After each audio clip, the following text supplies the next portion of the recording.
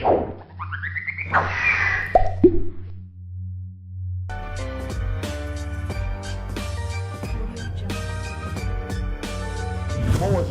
the most significant thing that happened this weekend to you in the world of football?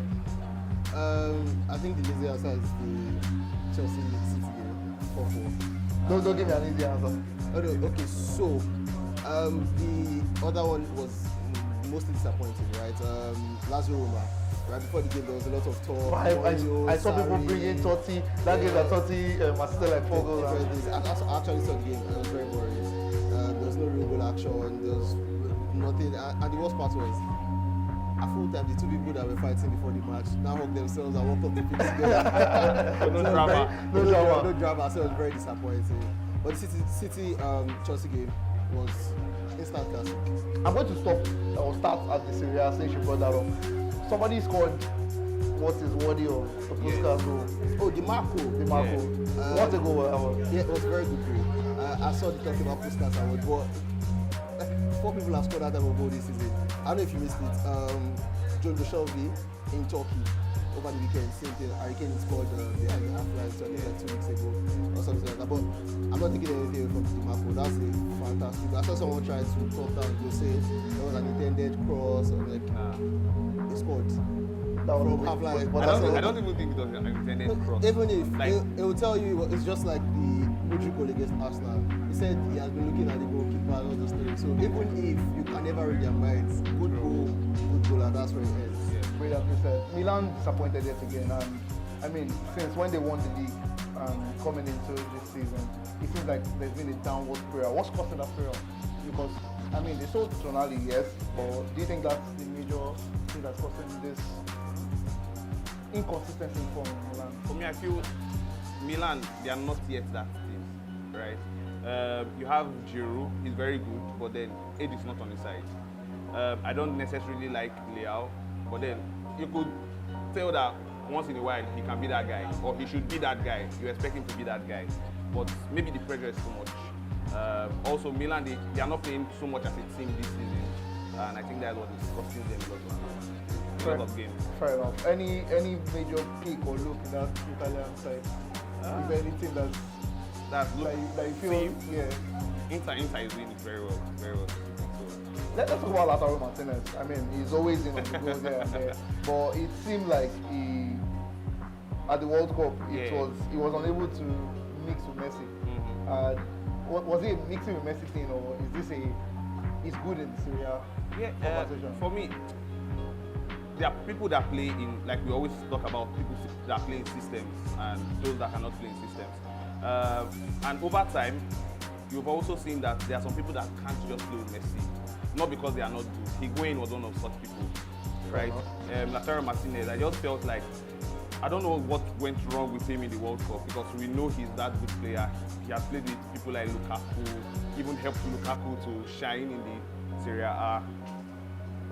It's just one of those times when he didn't kick it for it, and it's what it is. Fair enough. Same assertion.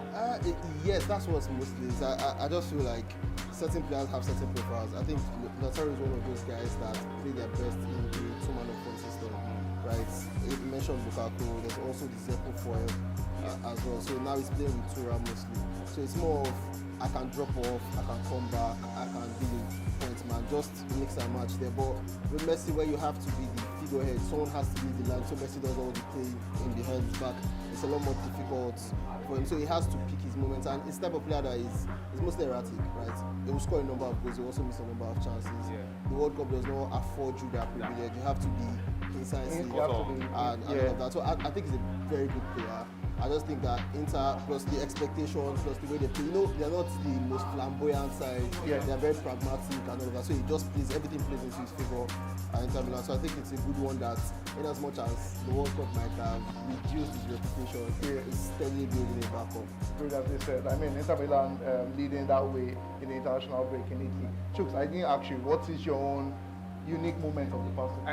Definitely the Chelsea Man City match. Don't give me an easy answer. I have to tell you that it's basically that was like don't give me apart from that one. that should be like the best. Anyway, that should be like the best game for the season if we don't have. Some people believe that it cannot be because Aston Villa is just 3 points off the top, so it's a very wet season. So anyway, it's a wet season. It's true. Anyway, I also think the Manchester match was not so much. You know, you expect United. Yeah, the United match. Yes, versus Luton. You expect. Plus, Luton has been doing not so badly. I think their last 3 games. Was it a draw with Liverpool? Yeah. You were expecting people like Watkins to score in the Aston Villa game. He did not score, so I don't know how they were able to contain him. They lost anyway. But the Man U match, you were able to see that they tried their best to also contain the game. Another game that is of interest is Burnley. I think. Burnley Aston. Yes. So I promise you have the best shot from our camera crew. No problem. Talking about yeah. I think he pointed on the group that he liked the way Burnley played. Was it Ifedotto or it wasn't Tommy? Either you or Tommy. It's not you. It's not you. I hate how they play. I think it was Tommy. It was Tommy then. He was saying he liked the way they were able to play defensively this week and not want to play the normal company style. So company must have learned his lesson. This is not the league to do that. True. So this is the first time he's doing that. Yes. And I will just file it on that Arsenal forced him to play that way because he's been very irresponsible with setups in the past. You see when they play against City, when they played against Chelsea, when they played against United, when they even played against Spurs. Sometimes they can be down level, maybe 1-1 or 0-0. You see them still trying to come out. So let me ask both of you, does that make a smart coach somebody who has buckled under pressure? No, it's not smart. It's mostly, there's some games you want to play your way, and the opponents will force you to play their way. So if company does it repeatedly, then I'll admit that, okay, maybe he has learned. I think going to the Emirates, it's very, very difficult for anybody to play your own style. Right? So we saw City go there like 3-4 weeks ago, and we saw that they could never play their own style. So I'll just file it on that Arsenal forced them to play that way. Now, if they play the next opponent and they do the same thing, they're smart, they're pragmatic, they look to counter, then I'll say, okay, maybe Arsenal in the corner. Right now, they're bottom of the league, and it's obvious why they are there. It's because the other teams around there are smarter. It's not like those teams are better than them. So yeah. Well, talking about that game, I'm sure Trossard would have sent a gift card to Saka by now because all 6 goals he scored. Every single goal. What do you think that connection is about? Do you think it's like a coincidence or it's just something that is beginning to grow? I feel like it's something that is beginning to grow. Last season, we're talking about myself and Luis on the group. We're talking about how Bruno Fernandes was not the smartest player because he was not looking for Rashford, and Eriksen was doing that at the time before he went on his injuries. I think as a creative player, you should always look for the player that is able to give you that is able to deliver for you. Like I always say, the person that scores is the person that created the assists, whether we like it or not. I can try my best and pass 30 balls to you. If you don't score it, my assists don't come, right? So as you score, you make the goal, you make my assists for me. And I think Saka is able to see that Trossard is that guy that will give him those assists, and he's doing it perfectly right now. What's the right setup for Arsenal with Gabriel Jesus injured, sometimes Nketiah having his type of game and not having his type of game? What do you think is the perfect setup? Because there's a lot of talk about Trossard coming into that thing. Honestly, I think Trossard is a good fit in the Arsenal team. One thing I like about the Arsenal Football Club is the fact that Arteta has been able to bring people that played the profile. Why are you happy?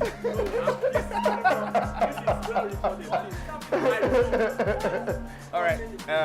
Arteta has been able to bring people that play the kind of football he wants to play. So he's not just buying names and buying people that maybe the media say buy, right? He's buying people that fit in the profile for the club. So even when you have a chop and change situation, the people that are put in actually are round pegs in round holes. So they do the job perfectly for him. If he wants to play a false 9, he has who to play that for him. If he wants to play direct football, he has who to play that for him. And I think it's working for him so far. I would play Trossard instead of, I don't like Jesus anyway. But if he is there, why not? He plays properly from the wing. His finishing is not so good. But if you put him on the wing to say play from this wing, he will deliver for you. He will hold the ball. He will pass when he should pass. He will score maybe a couple of times, and people will hail him all the time. But then it's what it is. It is what it is. If I was talk about you, do you think there's the setup? Do you think Iketa should be in there for J2 or Trossard should be the false nine? So I feel like, mind you, for me, I think it's a downgrade. Shout out to Ave. I think that's a downgrade. Oh no, definitely. We spoke about that a while back. We were talking about what a player in the left center midfield role should offer. Yeah. Right, and we agree that Havertz was not that guy, right? And I feel like if Havertz was going to get good time and show maybe a little bit of quality, the role that probably fits him the most is up top. Definitely. So I was looking at Trossard and I understand why he's not starting so much. Now, if you watch how Arsenal play, you see that the back line is mostly compact. Zinchenko, Tortini, Ben White, all of them just keeping narrow, right? And Saka and Martinelli are the ones that stretch the play. Now, if Trossard comes in on his favourite position, which is the left wing, it doesn't stretch the play as much as Martinelli. Do you understand? So that's Arsenal losing something, because what will happen is Martinelli will stretch and people will take advantage of the spaces in between. Yeah. If Trossard doesn't stretch like Martinelli, so it's one of those things where, okay, do we play Martinelli to stretch and Trossard to feed into the half spaces? But then you require some other things from your left centre midfield. Yeah. So it's just one of those, okay, today we'll do this, today we'll do another thing, today we'll play Matt Force, today we'll play Matt. But the good part about it is he's a quality player. He can play off the right, he can play off the left, he can play in the midfield, he can play as false nine. So he will get time in different positions. Yeah. I just feel like, in as much as he has enough quality to start, the system and the needs for players in those roles don't exactly suit him when everybody is fully fit. So you see, injuries, play up top, and very, very good game and all of that. So it's one of those, you don't want him to be out for long. If you're an Arsenal fan, you want him back in the team because of all the things that he offers.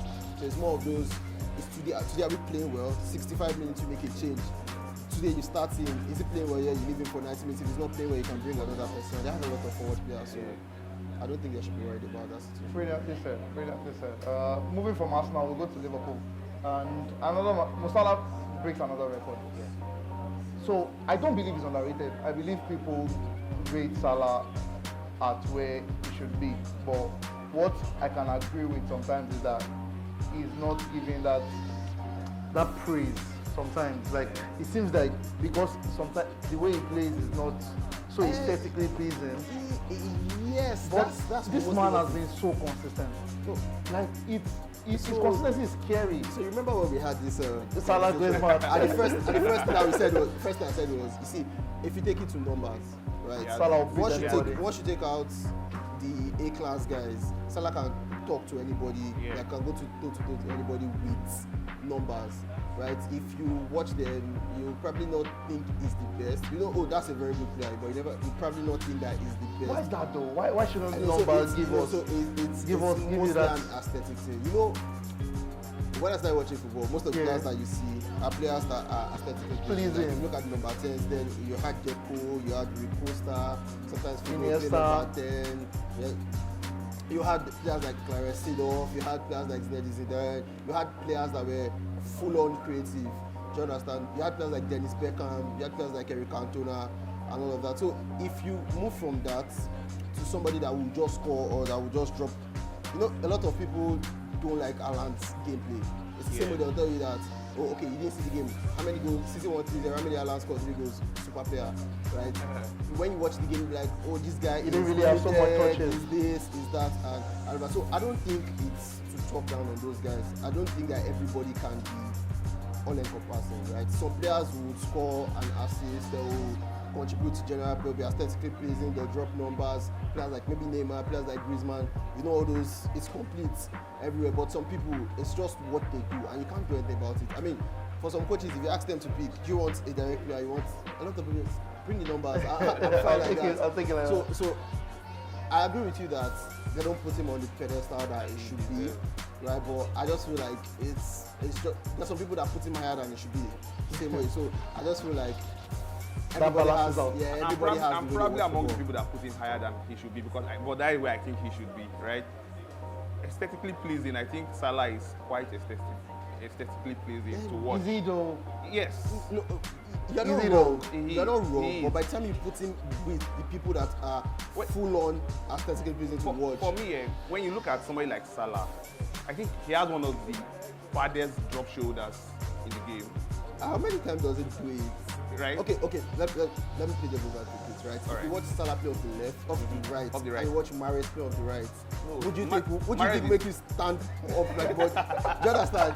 If, You want to explain? no, so it's not that we all know that Salah is better than Mahrez. Yes. Do you understand? But when I you got see stealth exactly and people that- everything. yeah. So those things don't because make you are it trying to better. compare like two players. I'm trying to say watching On his own, he's effective. watching It's- Salah. We're not denying that, but we're saying Exactly. that there are people that where you watch. See, the only reason why Hazard can be compared to Salah is And because because of that reason. because of aesthetics. Because if you bring out the numbers. So for us to be able to compare, But you know both there of was this season where the closest to Messi in dribbling Oh, Salah. was Salah. Yeah, he had one Yes. he had one wild season. was I it think, 17, 18?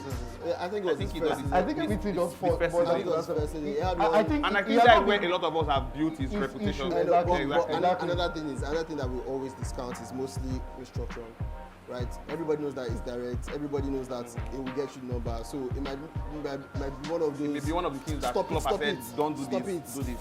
Go for it. It's the same way that in the last 5, 6, maybe 7 years, Cristiano Ronaldo dropped all those bad habits of dribbling and he became like a more direct player. So it's not like it's not exactly capable of those things.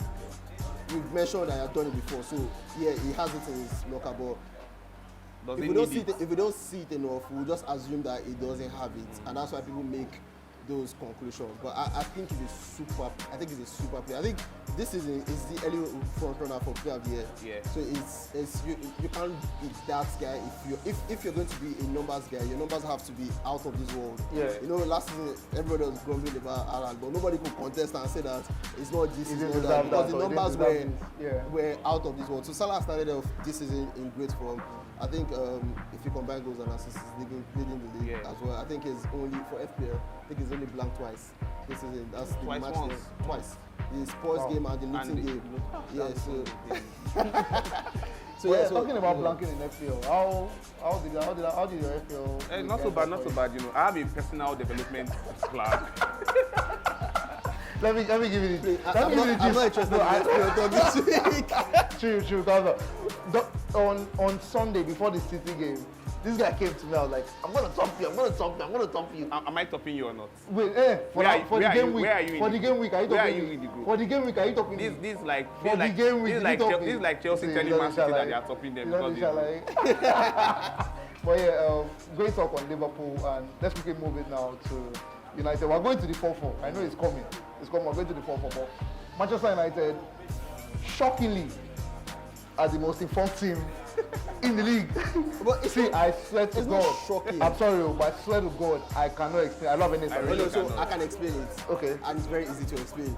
So if you look at the last 5 games, and you look at United's last 5 games, you have Luton, you have Fulham, you Yeah. have Sheffield, you have Brentford, and you have City. You expect them to Now, win. so if you look at those fixtures, you expect United to win 4 of the 5. I'm sorry, I don't expect United to win any No, game. but in as much as you say that the victories are we were joking? not, in as much as you say that Not the victories were not convincing. convincing, they were Right. not comfortable. Those are opponents that United should normally beat. But is that is that are you So, adding so, Europe? so the talk is about Most important in the league. in the Premier League. Yeah. So if you look at those fixtures, it's a different thing if you have, say, okay, so if you look at United's next 5 fixtures, I think there's Everton somewhere, there's Newcastle somewhere, Yeah. I think there's Chelsea somewhere as well. Newcastle first. Then if you look at the next 5 games and they are topping from last 5 games, then you are like, oh, what's going on? But if you look at the last 5 games, it's not so surprising. It's only surprising because we know that United is not playing their best football at the moment. But by the time you look at the fixtures list, it's easily explainable. Does that mean that teams in the Premier League are not currently doing well? It's not like teams in the Premier League are not currently doing well. I just feel like we have a lot of teams that would normally do damage to bigger teams playing in Europe right now. So they are not in the best shape that they would normally be if they were playing 1 competition, 2 competitions, and having United and the other big names playing in those big competitions in Europe. So I think that's what's going on now. So you have things like Newcastle not being at their very best because they are in Europe. Things like Brighton also having the same situation. And on a normal day, they should be giving the heat to the yes. Even I think Wolves in the they are not in Europe, but they are not performing as much as I expected them to perform. And I think here and there it happens. All right, Rasmus Højlund continues his desert in the Premier League, and he sees 0 goals so far. I'm a fan, I won't lie, but there are some things that you cannot defend. Yes. Oh no, so the truth is that everybody that's watched that guy play has been impressed by him, right? And I think it helps his case that he's scoring in another competition, right? So it's not We bought bad player, we've done this, we've done that. So I just think that's a matter of time. Goals will come. When United signed him, I was actually concerned about his history with injuries, right? Because at Atlanta he missed a couple of games last season. You have the whole it's either he starts a game or he does not finish the game. The different talks here and there and all of that, but it's more of those when he's 20 years old, you don't know some of these things, people outgrow it. You see some people that start off as beat back player, role players and all of that, but United have trusted him with the number 9 role, right, and a big money for him. I think so far so good. If you take away the goals, there's already a brand new dimension to United's game in terms of intensity up front, in terms of link-up play, in terms of being a target man, and all of that. So I just think that it's a matter of time. His goals will come. Well said. Talking about goals coming, there are a lot of goals at Stamford Bridge. 4-4, man. What a game. If you blink your eyes, you miss 2 goals. You miss 2. 2 goals, not 1 goal, 2 goals. And I mean, kudos to Chelsea for being able to put up that performance. Let me start with you. It's one thing, Chelsea they're 10th, I won't lie, they're 10th, but as a Chelsea fan, you can feel a sense of pride in how they've been able to, they're just draws. Yeah. But wait, let's clarify, I'm not a Chelsea fan. Of course, we know the way he said as a Chelsea fan, I'm not. Oh God. No. Yeah, a City fan, so I mean, you should feel, you were disappointed. Yeah, very disappointed. About that draw. So, I mean, talk to us from a City point of view, as regards what happened. I would say I think Chelsea brought the intensity to the game first of all. So credit to them and their coach for playing properly the way they should play, the way you expect Chelsea to play, not the way they've been playing all through the season. But I also think it's credit to players like Palmer, players like Sterling. Like Sterling really balled yesterday, and you could tell. We had a few problems in the defense. Gabriel with the mistake he made. That was a simple clearance. It was on his foot. I was shocked Pep used him because I mean he had gone out to not slander him. It was always going to play. Yeah. It was always going to play. So I just feel like we did what we should do, but defensively we're not top notch there. Midfield and the forward were perfect. We're just what we should do, how we should do it. I also felt like Doku dribbled quite too much. There's too much. Yes. No, quite too much. He dribbled when he should dribble, right? But then there were passes that should come immediately after the dribble, and he didn't just do that, and he just killed the game off. I think 2 times he did it, and Pep had to pull him out to bring in Sterling, Grealish. That was it for me. If it was about it, from a neutral point of view, watching that game. I was expecting a good game, right? Because I was expecting. I won't lie. Yeah, we wrote Chelsea off. I was expecting a massacre. Oh no, so the reason why I was expecting a good game is because of one man, and that was Mauricio Pochettino. Yeah. Now, if you look at Pochettino's record as Spurs manager playing against City, he's always treated them as special opponents. So I expected him to treat the match as a knockout match, right? And that's exactly what he did. In as much as City is a very good team, there's an obvious weakness in that side. And the weakness is the fact that they play 2 systems, one on the ball and one off the ball. No matter how fast you are, no matter your intensity, if you have to transition from one system to another system, somebody will make a mistake or somebody will take too much time to adjust. You have Guardiola left back, Diaz and Akanji centre back, Walker right back. Once they get the ball, Akanji steps out and it looks like a back 3, and you know all those. So once they lose the ball, and that's why Chelsea were exactly. That's why you see Enzo will drop into one pocket to create an overload there. So somebody out of City's midfield can come out. You see Gallagher was doing the same thing on the other side. There's probably Caicedo that kept his position. Yeah. So what they did was they were picking up second balls. Most of their chances created did not come out from playing out of the back and everything. It was you go long. Somebody made a mistake. Exactly. Somebody made a mistake and you found something. That was exquisite knockout football. And that's what happens when you have good players. You can match City physically, mentally, right? And that's what happens. So it's more of everything that City did that is what we've come to expect of City. They were brilliant in first phase, in second phase. They created good chances. They brought out good saves from Chelsea's goalkeeper.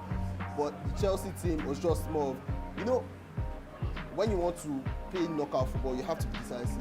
We see a lot of times where Jackson, Sterling, Palmer, they do the right thing, then they get it wrong. Yeah. Against City yesterday, they got everything right, and that's why they were able to. So it's more of you psych your players up. You can see how Jackson. all of them you psych your players up. You get this match is a do or die affair, exactly. So that's one of the things you get when you have people that can change, chop and change, because it's easy for Pochettino to say, I've been playing this way since the City, I'll play my way and try to force them into something. Sometimes you just have to pick your battles wisely and understand that, okay, this team might actually be a better team than you. So you play to your strengths and expose their weakness. Brilliantly said. Brilliantly